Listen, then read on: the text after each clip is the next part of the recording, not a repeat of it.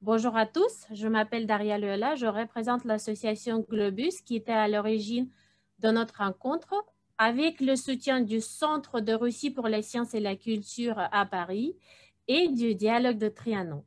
Notre association a donc pour objectif la favorisation de la connaissance de la géographie, de l'histoire de la Russie en France et de la France en Russie. Nous organisons des événements culturels et des manifestations de vulgarisation scientifique destinées à un large public, des jeux intellectuels, des interventions pédagogiques de type conférences ouvertes et des rencontres avec des voyageurs. Nous parlons donc des expéditions et des projets intéressants et vous pouvez suivre nos actualités sur la page Facebook de l'association Globus. Alors, tout d'abord, j'aurai une demande de participants qui ne parlent pas russe. Vous pouvez passer à une chaîne avec la traduction simultanée française. Pour ce faire, vous devez trouver l'icône du globe en bas de l'écran. Cliquez dessus, puis sélectionnez la case à cocher français. Merci. Окей. Итак, сегодня мы начинаем цикл встреч под общим названием «Будущее Aujourd'hui, nous Арктики». commençons un cycle de réunions sous le titre Le futur de l'Arctique, les efforts communs pour sauvegarder les écosystèmes de l'Arctique. Le projet a été initié par notre organisation, Globus, et c'est soutenu par le dialogue de Trianon et le Centre culturel russe à Paris. Dans le cadre de la première réunion, vous verrez les activistes d'une euh, association, d'une organisation publique, l'Arctique vert du district de Yamalo-Nenetsy.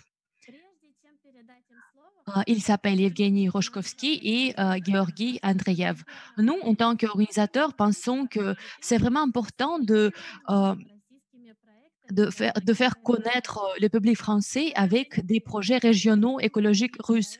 Ce sont des organismes qui mènent des projets concrets sur le territoire arctique de la Russie. Ils mobilisent le public et nous sommes sûrs que la communication directe avec ces activistes sera vraiment utile à nos amis français, franco-russes et russes. Vous pouvez poser vos questions via le chat de notre conférence tout au long de notre réunion. Nous essayerons de laisser du temps pour répondre à toutes les questions. Et maintenant, je veux passer la parole à nos invités. Bonjour, chers amis. Euh, je vous souhaite la bienvenue. C'est la seule ville sur le cercle polaire, la ville de Salicarde. Il neige, la température est au-dessous de zéro. Nous sommes en Arctique. Je m'appelle Evgeny Roshkovski. Je suis tête de l'organisme public L'Arctique Vert. Et voilà mon collègue. Je m'appelle Georgi Andreev. Je suis chef de projet dans l'Arctique Vert. Pour commencer, je voudrais vous parler donc de notre ordre du jour. Tout d'abord, nous allons présenter quelques informations. Georgi va parler de donc qu'est-ce que c'est que notre territoire, où nous sommes et quelles îles arctiques nous allons nettoyer. Puis moi, je vais parler de notre organisme, quelques, quelques informations historiques, notre structure de travail, comment nous faisons le nettoyage, avec qui et comment tout cela est organisé. Puis nous allons regarder une petite vidéo. Je vous parlerai de nos projets essentiels, le nettoyage écologique. Puis, Georgi vous parlera de notre plateforme à distance éducative qui a été lancée en 2020. Elle est aussi importante pour nous. Nous vous parlerons de notre première expédition éco-sociologique dans le village de Saïka. Et puis, nous finirons par des photos, des questions et nos réponses à ces questions. Merci, Evgeny. Euh, Nous avons un grand public maintenant. Je vois que les âges diffèrent et le niveau de connaissance est peut-être différent aussi. C'est pour cela que nous voulons commencer par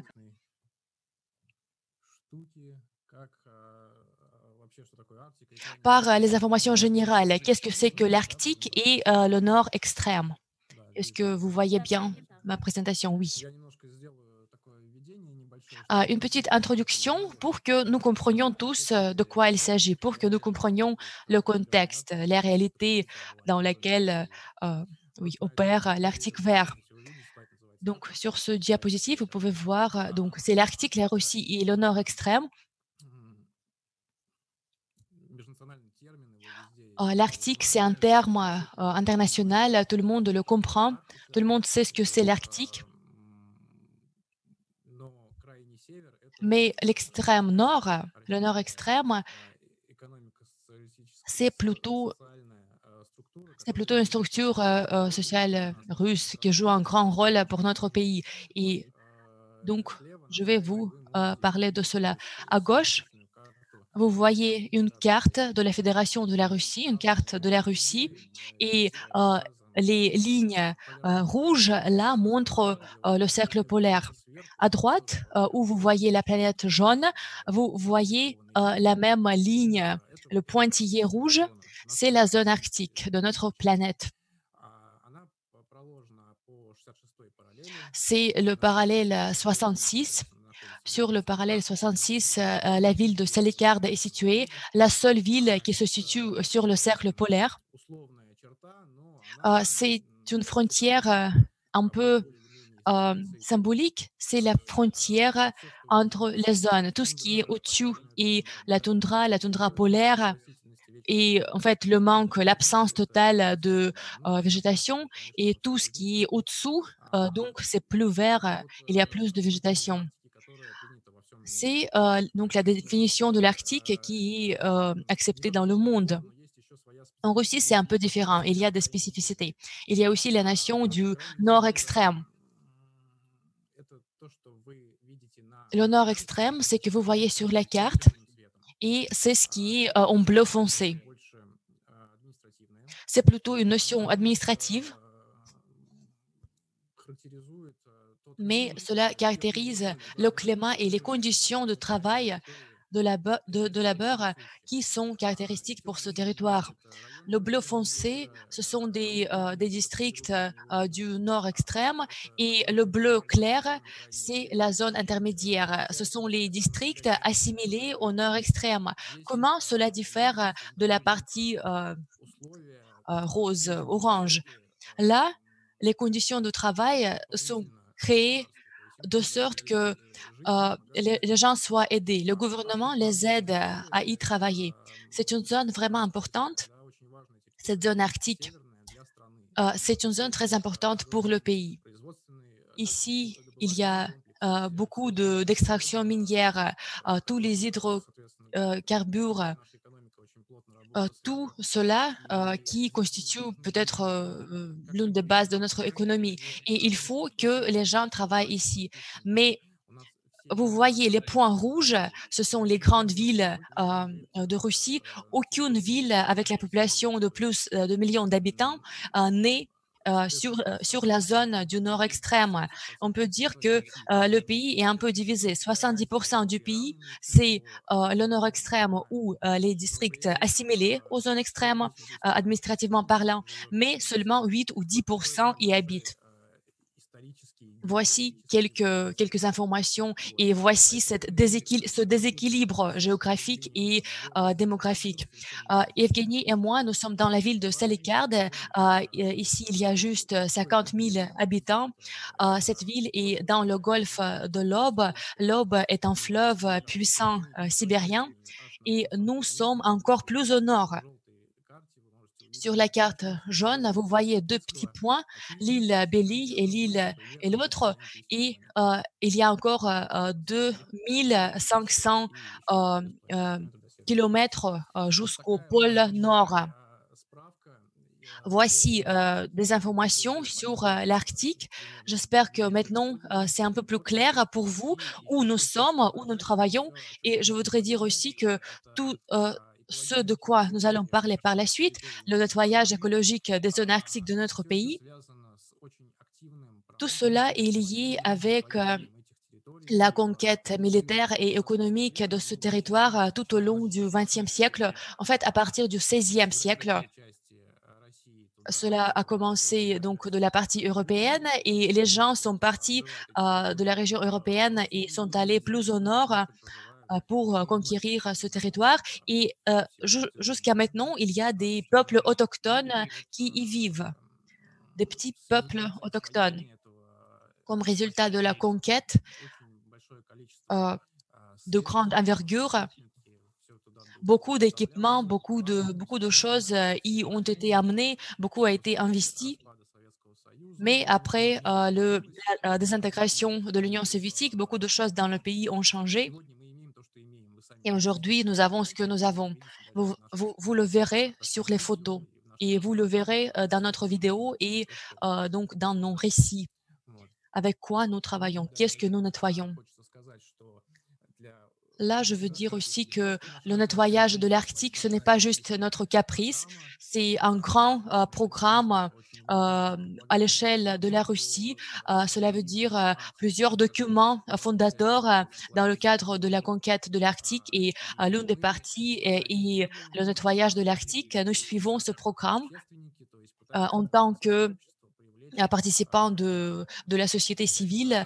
Nous voulons attirer les membres de la société civile donc, à réaliser voilà, les choses stratégiques. Et maintenant, Evgeny va parler de notre rôle dans tout cela. Merci, Georgi. Le gouvernement du district autonome de Yamalo-Nenetsi, où plus de 70% de gaz russe est extrait, a mis comme l'un des objectifs principaux donc la sauvegarde de l'écologie et l'élimination du dommage écologique. Et dans le cadre de ce domaine, sur l'initiative du gouverneur de notre district, en 2012, une expédition écologique pour aller aux îles, sur les îles, a été formée. Je voudrais vous parler des particularités. Vous savez peut-être tous que l'Arctique est très susceptible aux influences, aux impacts extérieurs. Et bien sûr que l'équipement lourd, c'est très difficile pour l'équipement lourd de travailler dans l'Arctique. Il ne peut que suivre certains itinéraires. Et la décision a été prise donc d'utiliser le travail des bénévoles pour déplacer des objets métalliques sur des palettes en bois et pour évacuer tout cela par la suite. Cela a été fait pendant l'hiver. Il y avait de la neige et puis nos expéditions ont eu lieu en été, juillet, août, septembre. En 2012, nous avons recruté des bénévoles qui sont allés sur l'île de Beli, l'île Blanc, si on traduit. Et vous savez, c'était comme si quelque chose d'abandonné, un nombre énorme de barriques métalliques, un nombre incroyable de choses bizarres en métal. Et en 2014, en prenant compte de l'expérience passée, un organisme public, l'Arctique Vert, a été créé et le domaine principal du travail de cet organisme est le nettoyage écologique des îles arctiques et le recrutement des bénévoles pour un travail aussi difficile.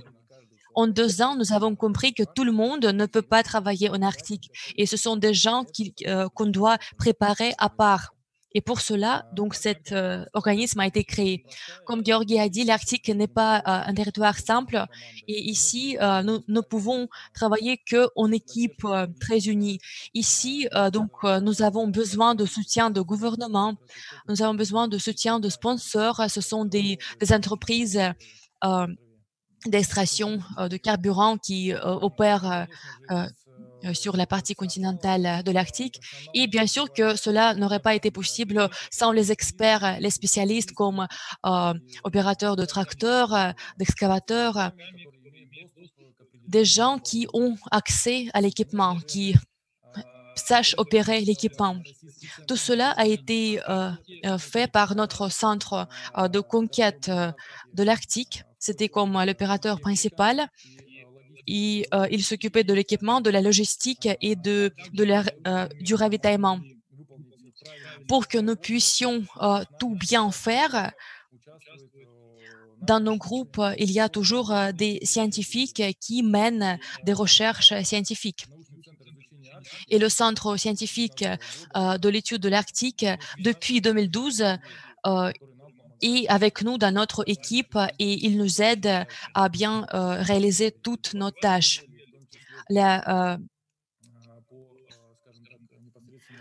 Donc la restauration de terre et le nettoyage lui-même.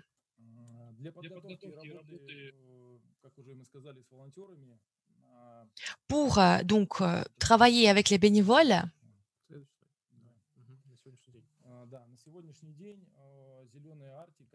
aujourd'hui l'Arctique vert, c'est 11 expéditions bénévoles qui ont eu de succès et c'est plus de 200 bénévoles de 11 pays du monde. C'est l'inclusion de la société civile dans le nettoyage de l'Arctique, dans le nettoyage des îles arctiques sur notre territoire.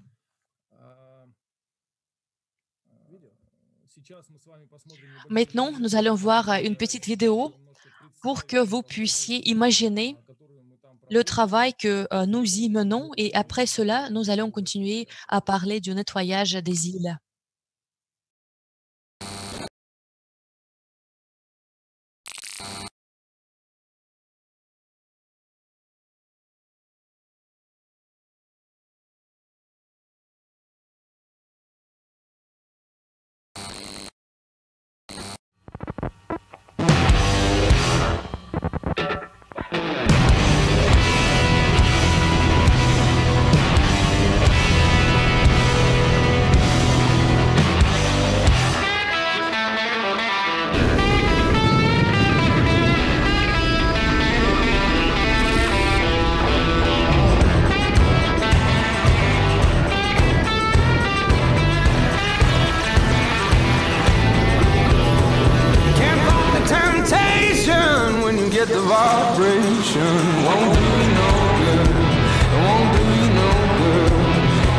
Перед нами два огромных медведя, арктические хищники.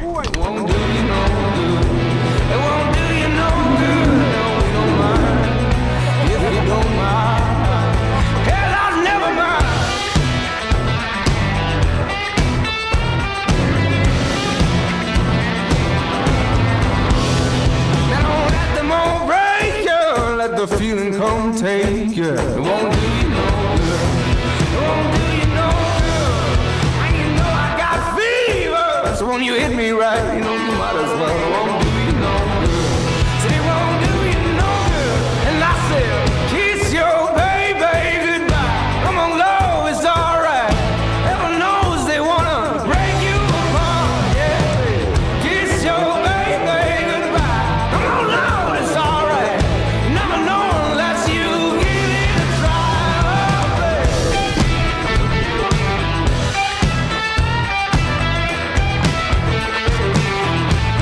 Say, do you know, girl?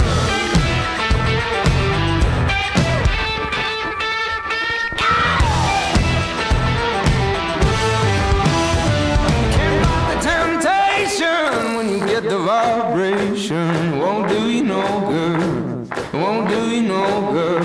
And you can tell I got fever. You try to shake it off, try it all you want. It won't do you no good. So they won't do you. Советские военные нанотехнологии. Kiss your baby goodbye. Come on now, it's alright. You never know unless you give it a try. Oh, yeah.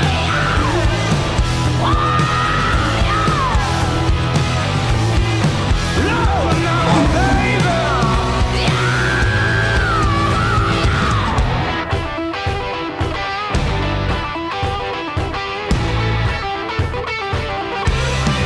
Oh,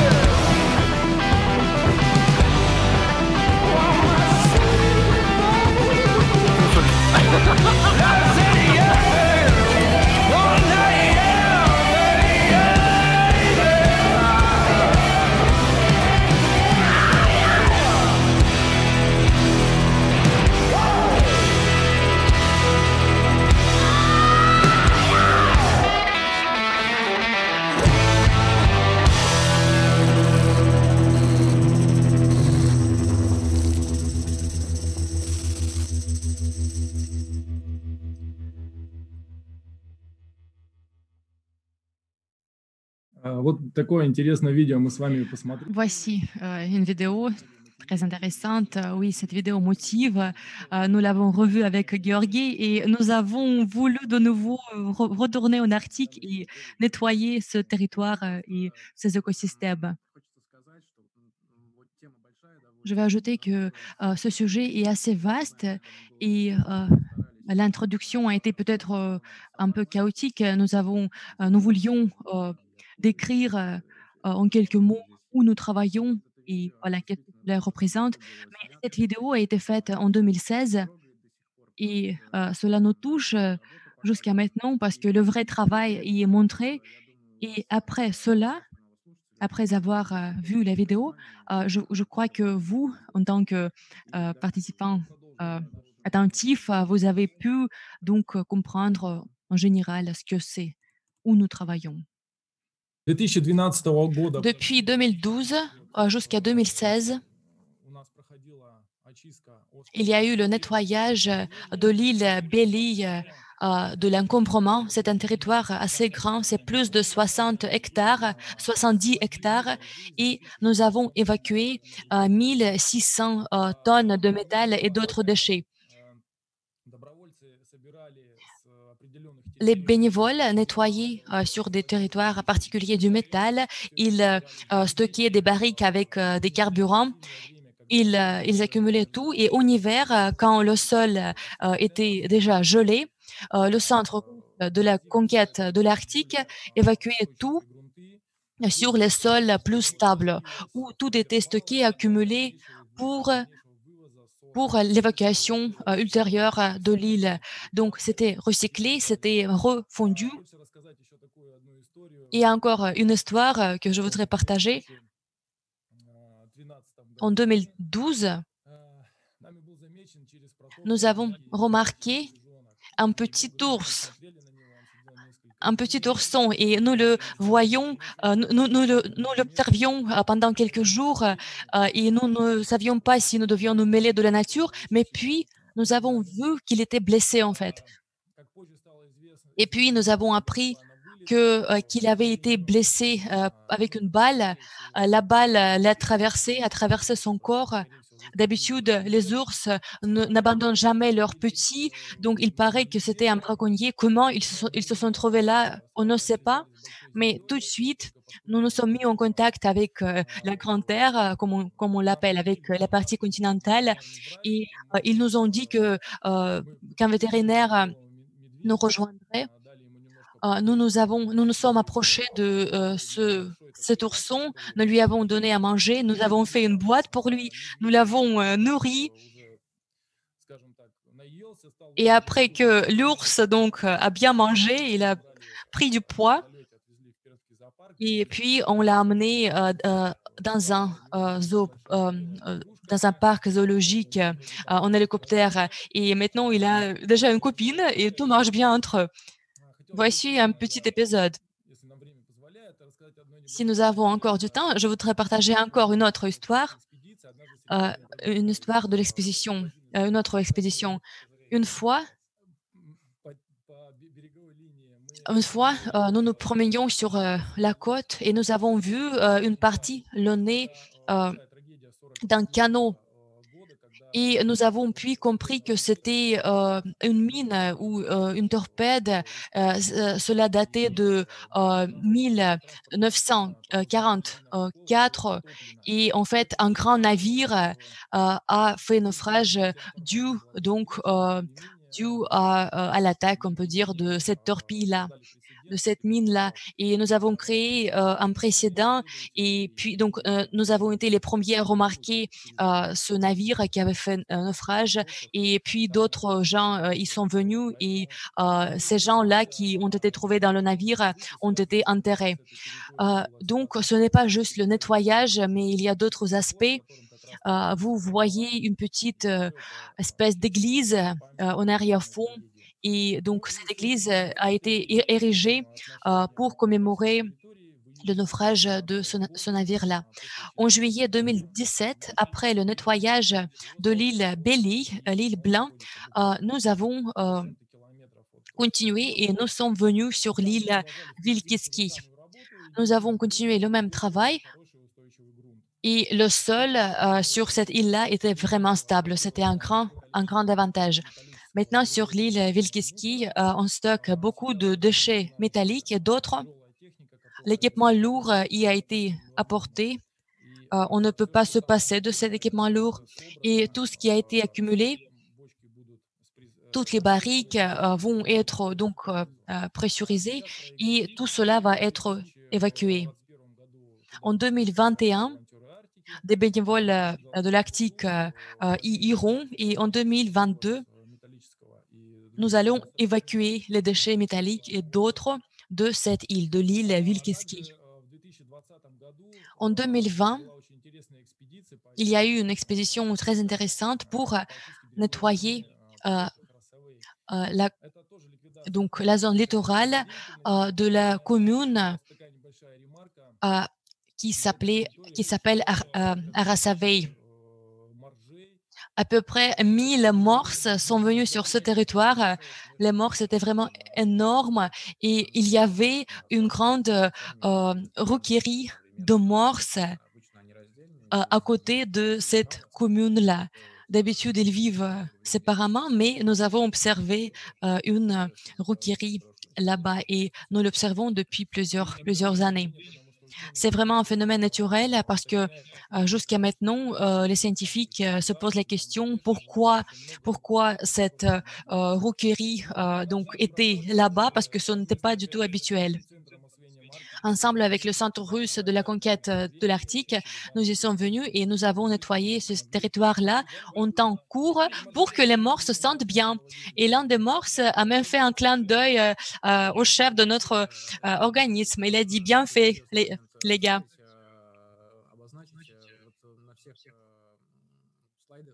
Sur tous les diapositifs, vous voyez beaucoup de chiffres. Et le nombre de bénévoles et la superficie de territoire nettoyée. Et tout est nettoyé comme vous avez pu le voir sur la vidéo. Evgeny a dit que les systèmes arctiques sont fragiles et on ne peut pas utiliser l'équipement. Et toutes ces tonnes de ferraille, tout est nettoyé, tout est évacué en fait manuellement.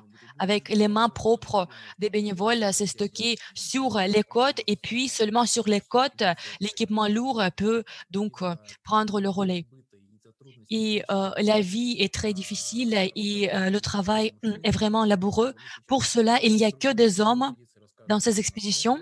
Nous allons parler des expéditions mixtes où il y a des femmes, mais en Arctique, sur les îles, il n'y a que des hommes, que des gars qui ont été sélectionnés par rapport à leur force physique et par rapport à leur stabilité psychologique. Ceux qui sont vraiment prêts à un tel travail. Et donc, en faisant le bilan pour les expéditions en 2020, une idée est née. Bon, elle n'est pas vraiment née. Nous avons commencé à penser comment réunir toutes ces personnes, tous ces gars, comment leur apprendre l'écologie. Et un autre projet a été lancé, le projet de préparation intégrale des éco-bénévoles au sein de notre organisme. Georgi, s'il te plaît. Pendant longtemps, nous avons sélectionné des personnes à la base de 2 paramètres. La possibilité de travailler dans les conditions arctiques parce que c'est un climat vraiment sévère. C'est le travail 6 jours par semaine. Et nous pouvons tous le faire pendant une période limitée. Mais quand c'est 2, 3 ou 4 semaines, croyez-moi, c'est vraiment difficile. C'est vraiment lourd et chacun l'a vécu soi-même, chacun d'entre nous. Donc, cette préparation physique est vraiment obligatoire. La préparation psychologique est aussi essentielle. C'est un espace limité. Il n'y a pas de luxe de civilisation, il n'y a pas d'Internet, il n'y a pas de portable, il n'y a pas de connexion. Vous avez vu des ours sur la vidéo. Et quand tu ne travailles pas, tu passes le temps dans le même espace avec les mêmes gens. Et parfois, cela peut être pas facile. Donc, nous avons sélectionné les gens et l'année dernière, nous avons tiré une conclusion que, euh, hormis cette préparation de base, nous voulons que notre bénévole ait aussi les connaissances, une base de connaissances commune pour tout le monde. Les connaissances en ce qui concerne l'écologie. C'est lié à plusieurs choses.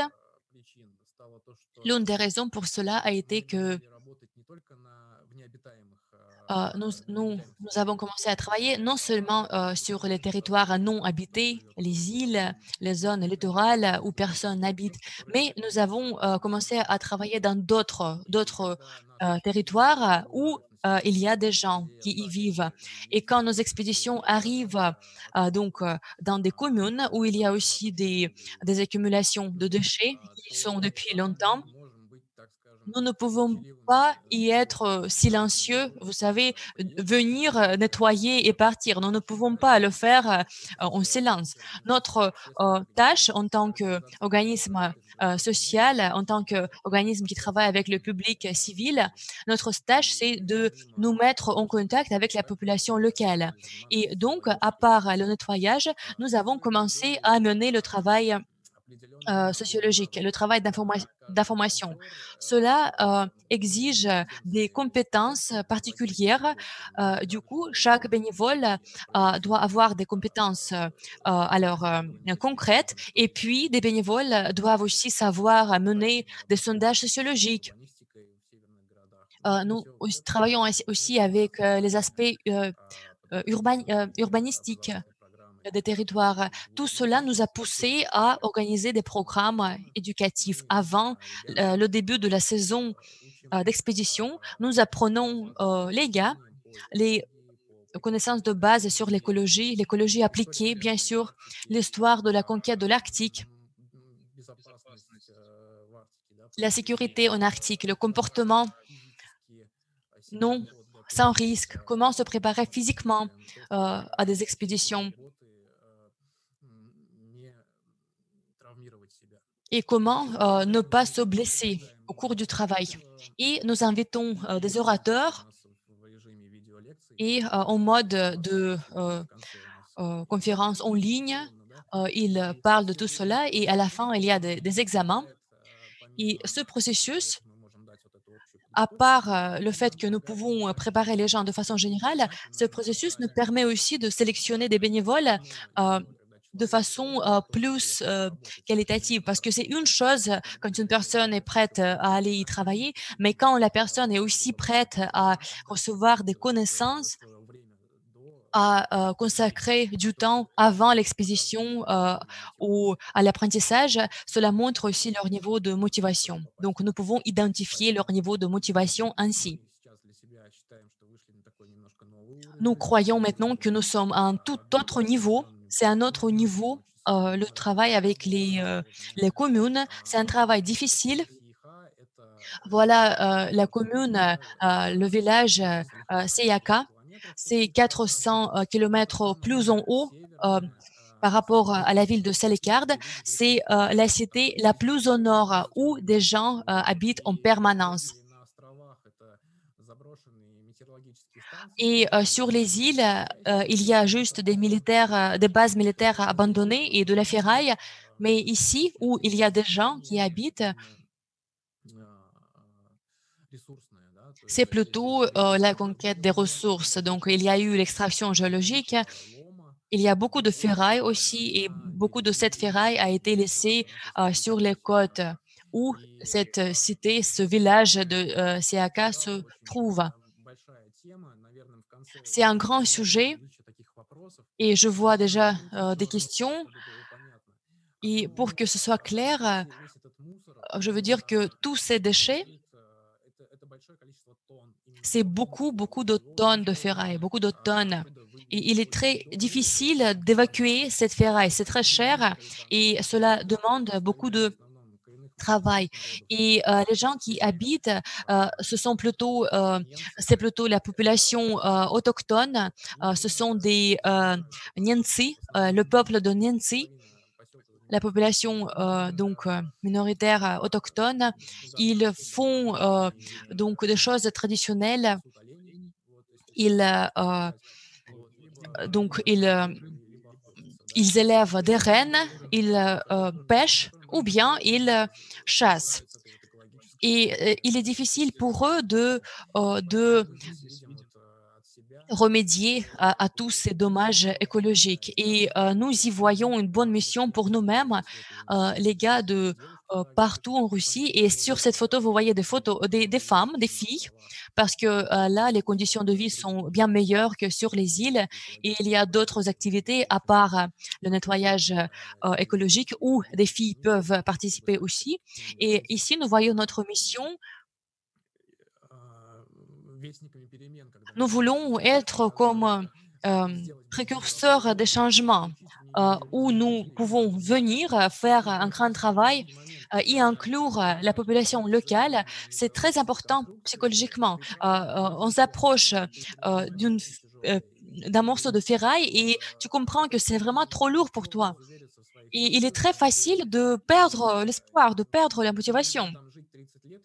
Et tu vas y vivre 30 ans et tu vas penser que tu ne pourras jamais te débarrasser de ce truc de métal. C'est un truc psychologique. Mais quand les gens travaillent en équipe, quand ils font des choses comme ça ensemble, tout est possible. Mais bien sûr que cela exige beaucoup de travail. Ainsi, nous engageons la population locale dans ce travail. Nous organisons des ateliers. Nous essayons d'apprendre quelque chose, de les apprendre des choses. Voici ce que nous avons à partir de cette année et qui nous met en joie. Et c'est superbe parce que à partir de l'année prochaine, nous allons travailler encore dans 2 cités. C'est beaucoup de travail de notre part en tant qu'organisateur. Et pour conclure, alors, c'est qui les bénévoles de l'Arctique? Et qu'est-ce que c'est? C'est 8 ans de travail en Arctique russe. C'est 11 expéditions bénévoles arctiques et nous n'allons pas nous arrêter là. C'est 2 îles nettoyées dans la mer de Kara. C'est plus de 1900 tonnes de ferraille qui a été collectée et recyclée. Il y a des films documentaires qui sont tournés à propos de nous et qui sont accessibles sur Internet. Et l'un des films va voir le jour très bientôt. C'est un studio de cinéma légendaire de la Russie. Donc, c'est eux qui font, qui ont déjà fait un film sur nous, un film documentaire. Et nous voyons toujours beaucoup de potentiel pour donc améliorer le programme de préparation des bénévoles, le travail avec les bénévoles tout court. Je dis toujours que les bénévoles, c'est une notion très large et nous avons rétréci un peu cette notion et nous disons juste les bénévoles arctiques. C'est un peu plus étroit et nous cherchons ceux qui seront prêts à faire ce travail ici, dans cette zone dure, dans la zone arctique. Et dans le cadre des tendances internationales et russes, nous pensons que les spécialistes qui peuvent travailler dans des conditions aussi dures, ce sont des ressources humaines vraiment très, très, très uniques. Et nous pensons que cela, c'est comme une forgerie de ressources humaines. Les gens qui ont travaillé dans de tels projets, d'un côté, ils ont reçu de l'expérience, d'autre part, ce n'est pas juste le nettoyage. Vous savez, nous travaillons avec des amis et ce sont ce qu'on appelle en anglais soft skills, c'est donc le relationnel. Il y a des scientifiques aussi qui peuvent venir et faire leurs recherches scientifiques. Il y a aussi du potentiel pour travailler avec les médias et c'est une plateforme pour travailler toutes les compétences possibles. Dans notre programme de sélection des bénévoles, nous voyons du potentiel parce que nous pouvons préparer les ressources humaines pour l'Arctique. Les gens, étant passés par notre programme, peuvent comprendre eux-mêmes s'ils veulent travailler et vivre ici. Et on nous presse un peu et c'est bien. Et encore quelques photos que nous voudrions vous montrer, juste pour vous inspirer un petit peu. Des endroits où nous travaillons, l'île Belly, l'île Blanc. Un bénévole veut donc nettoyer, on peut dire évacuer cette citerne énorme. Et en fait, il a réussi à l'évacuer. On ne sait pas comment. Cette citerne n'est plus là. Nos gars, si je ne me trompe pas, cette photo a été faite quand nous avons retrouvé ce navire-là qui avait fait naufrage. Voici ce canot ou voilà, ce navire, on peut dire, cette barque. Un ours polaire, partie intégrale de la nature. En 2013, plus 24 degrés en Arctique. Je me promenais en short. Je n'avais jamais cru que je pouvais être en Arctique en short. Et je disais qu'il y avait 12 ou 13 ours autour de nous, qui circulaient autour de nous. En 2013, la banquise est partie très bientôt et beaucoup d'ours sont restés sur les îles. C'était vraiment comme dans le cinéma. Voici encore un ours et nous devons toujours être en alerte, nous devons toujours prendre compte des dangers possibles. Les déchets, la barrique de 100 litres c'est notre ennemi le plus dur. Il y a beaucoup de barriques comme ça. Et en arrière-fond, vous voyez donc l'équipement lourd. Et en fait, on a pu le mettre en marche. Il a pu faire quelques mètres et puis il a juste cogné quelques bâtiments et c'était fini. Et il y avait aussi des bénévoles de Bulgarie dans une des expéditions et nous avons eu une dispute avec ce Bulgare-là. Il a dit « Jamais vous ne pourrez mettre en marche ce morceau d'équipement-là en arrière-plan. » Mais un autre gars, André, a dit « Non, je mettrai cette machine en marche » et il l'a fait. Ici, vous voyez qu'ils portent tout cela ensemble. Mais en fait, vous ne voyez que 2 personnes, mais en fait, il y en a 12. C'est vraiment très, très lourd. Voilà, vous avez pu le voir sur la vidéo.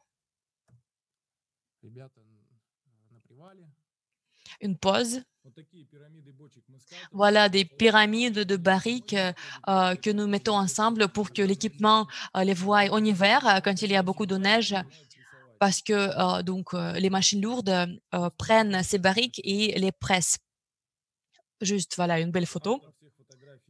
L'auteur de toutes les photos est Georgi Andreev, presque toutes les photos, 90%. Voilà l'ourson là. L'ours que nous avons nommé Seriko au nom d'un esprit qui vit sur cette île. Après 5 jours de confinement, il voulait tellement se libérer, mais nous ne pouvions pas le faire parce que sinon, il serait mangé par d'autres ours. C'est une norme pour les ours de se manger. Le cannibalisme est très répandu parmi les ours. Et un petit selfie avec un ours. Chaque vrai bénévole de l'Arctique a un selfie avec un ours. Aucun ours n'a été endommagé et blessé. Je crois que c'est tout. À ce que je comprends, il y a beaucoup de questions. Peut-être Daria fera la modération parce qu'il y a vraiment beaucoup de questions. Posez-les, s'il vous plaît, et nous allons répondre. Super. Bonjour tout le monde. Je vais commencer par la question suivante. Sur la vidéo et sur les photos, il y a eu beaucoup de déchets militaires. Et donc, la question est que l'armée participe au nettoyage. Et qui finance ce projet? En ce qui concerne l'armée, le ministère de la Défense de la Russie a toujours participé dans des projets pareils. Et maintenant, en fait, ils ont le pouvoir sur le niveau juridique à ce niveau-là. Et sur le territoire où il y avait leur base militaire, sur la péninsule Yamal, c'est les militaires qui l'ont nettoyé cette année-là. Donc, ils le font euh, tous les 5 ou 10 kilomètres, il y avait des bases militaires tout le long de la zone arctique. Mais quand, après la désintégration de l'Union soviétique, tout a été abandonné et donc les militaires ne pouvaient plus le faire et maintenant c'est nous qui nous en occupons. Toutes les expéditions sur les îles arctiques donc prennent le financement des ressources non budgétaires. Donc, l'argent ne vient pas du budget de la Russie. L'argent vient des entreprises d'énergie énergétique qui extraient le gaz sur ce territoire-là. Ces entreprises donnent de l'argent. Ils ont des accords avec le gouvernement du district et ils donnent de l'argent pour les objectifs écologiques. Ils fournissent des hélicoptères, des barges pour évacuer le métal, les uniformes, euh, les vêtements spécialisés pour les bénévoles. Donc, il n'y a pas d'argent de gouvernement, c'est que l'argent des entreprises, l'argent privé. Où est-ce qu'on évacue les déchets? Voilà, une autre question. Il y a des catégories de déchets. Par exemple, si ce sont des barriques avec des barriques de carburant, en fait, tout est évacué sur le continent. Si ce sont des barriques avec du carburant, d'habitude, ils sont donnés aux entreprises qui ont une licence pour recycler ce type, cette catégorie de déchets, barriques de carburant. En ce qui concerne le métal, d'habitude, c'est énormément de métal. C'est donné donc aux entreprises pour la refonte. En 2013, tout l'argent que nous avons gagné, nous l'avons envoyé dans une charité, dans une cause voilà, caritative. У меня один вопрос, если можно. Да, конечно. Encore une question? Вы сказали, что Vous avez государство dit que не le может gouvernement ne vous aide pas financièrement. Это просто государство, оно не заинтересовано C'est в parce том, que le чтобы gouvernement ne s'y делать intéresse pas другие проекты, ou est-ce qu'il y a d'autres projets они как бы dans lesquels ils investissent de l'argent, qu'ils développent plus que l'Arctique vert? Merci pour la question, elle est importante. C'est dommage que nous n'avons pas pu, en 40 minutes, que nous avions donc parlé sur ce sujet aussi. Mais là, il faut comprendre que nous sommes juste une petite partie d'un grand système. Et tout ce système est initié par le gouvernement. Tout le nettoyage de la zone arctique, c'est l'initiative du gouvernement. Et c'est un travail énorme et nous sommes juste un organisme public minuscule qui, au niveau régional, sélectionne et prépare les bénévoles. Nous sommes juste un petit élément parce que sinon, tout ce travail serait fait par des ouvriers professionnels. Il n'y aurait pas de bénévoles, il n'y aurait pas d'effet social si c'était juste fait par des ouvriers. Parce que, d'accord, ok, des ouvriers de l'équipement seraient donc amenés, tout serait nettoyé, mais les citoyens ordinaires de la Russie ne seraient pas du tout engagés. Et nous sommes comme un pont entre la société civile et le gouvernement. Nous sommes un pont dans ce grand système. Je veux ajouter encore quelques mots. Des entreprises énergétiques, ils donnent de l'argent donc aux entités, au district, au gouvernement du district.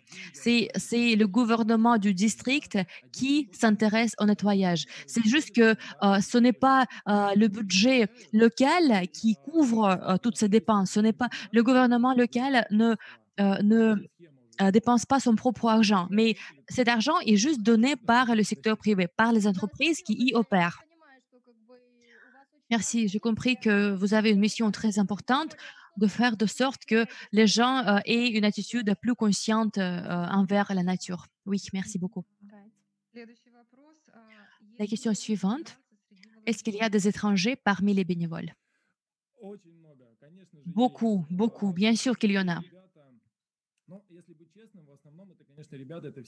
Pour être honnête, bon, la plupart de gens sont russes. Oui, ils parlent russe. Je vais essayer de... Donc, l'Autriche, la Bulgarie, l'Ukraine, la Biélorussie, le Chili, l'Israël, la Chine, 11 pays. 11 pays. Индия. L'Inde, non, il n'y a pas eu d'Inde. Tous les gars venaient, donc voilà, il y avait André d'Autriche, il est un bon photographe. Et là, il a donc une exposition de photos d'Arctique. Donc, on peut dire que nos expositions sont internationales. Et vous parlez quelle langue quand les étrangers viennent dans votre équipe? C'est assez intéressant. En fait, eux tous parlent russe. Voilà, ils viennent des pays différents, mais ils parlent tous russe. Je pense qu'une fois, nous avions une barrière linguistique quand les gars de Kazakhstan sont venus. Ils ne parlaient pas très bien russe, mais en fait, au cours de nettoyage écologique, c'est juste tiens, prends, vous savez, tout est simple. Apporte ça là, etc. Mais en fait, sérieusement, on n'a pas encore eu de barrière linguistique. Et là, il faut comprendre aussi que le territoire du district de Yamalo-Ninetsi, ce n'est pas un territoire ordinaire. Ici, il y a beaucoup d'entreprises énergétiques. Et pour venir ici, malheureusement ou heureusement, il faut aussi passer par un filtre important. C'est le Bureau fédéral d'investigation, d'enquête. Это пограничная зона. C'est un filtre parce que c'est la zone frontière, vous savez, et ce n'est pas facile donc d'accéder à cette zone. Donc voilà, il y a cette procédure administrative. Les étrangers dans la zone frontière, c'est une question à part. Chacun passe ses procédures et il faut le comprendre. Je comprends que voilà, si vous êtes intéressé, on peut parler anglais. On ne peut pas parler français, mais on peut parler anglais. Est-ce que les femmes peuvent participer dans vos expéditions? En partie de nos expéditions, oui. Une partie des expéditions. Cela dépend de où nous allons. Si ce sont des îles arctiques et si c'est un bâtiment, un espace pour la vie où il y a très peu d'espace, où il n'y a presque rien pour une vie normale, par exemple, tu as besoin d'un bain, tu le construis toi-même. Alors là, c'est juste des équipes d'hommes. Si nous pouvons vivre donc dans une cité, dans une commune, si quand la vie est plus agréable et quand il y a des types de travail différents, pas juste le travail physique, mais d'autres types de travail, alors là, oui, des femmes peuvent Спасибо participer. большое. Спасибо Merci beaucoup. большое. Кажется, у нас все вопросы были Je pense озвучены. que toutes les questions ont été posées. Да, Est-ce que по-моему, c'est все correct? охватили. Oui, je crois que toutes les questions ont été posées. Si quelqu'un veut poser encore une question, vous êtes les bienvenus. Думаю, что все. Je pense que c'est tout. Спасибо большое нашим Merci beaucoup. спикерам. Merci beaucoup à nos orateurs. Вашу работу. Merci pour votre travail. C'était très intéressant. On peut l'entendre à l'infini. On peut l'écouter à l'infini. Et cela montre que, et la preuve, c'est que presque tous les participants sont restés, presque 100 personnes. Venez à notre prochain rendez-vous le 9 décembre, une réunion consacrée à l'Arctique. Merci beaucoup pour votre participation. Une initiative magnifique et qui montre que tout se relaye, ce nettoyage va continuer et d'autre part, c'est vrai que notre génération essaie de résoudre les problèmes qui ont été laissés par la génération d'avant. Donc, nous nettoyons ce que la génération avant avait laissé. Merci à vous aussi de nous avoir invités. Voici nos détails, donc nos coordonnées. Si vous voulez nous écrire, nous serons heureux de répondre. Peut-être nous pourrons vous envoyer quelque chose, des matériels. Merci beaucoup pour cette possibilité. Merci énormément. L'Arctique vert, l'Arctique propre. Merci beaucoup.